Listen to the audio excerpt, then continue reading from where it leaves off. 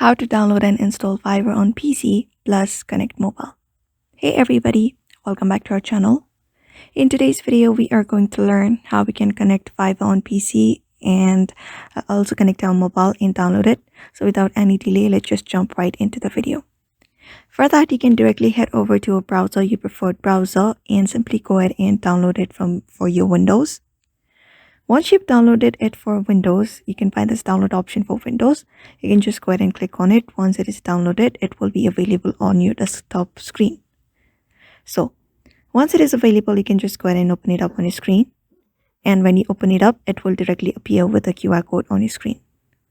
So once it appears on your screen, the next step you need to apply up is simply download the Fiverr on your device, and once it is downloaded onto your device or once you've logged in into your account, you can just use the scanner in your Fiverr application itself in order to scan the QR code, and once that is done, the PC version will automatically connect it with your mobile phone.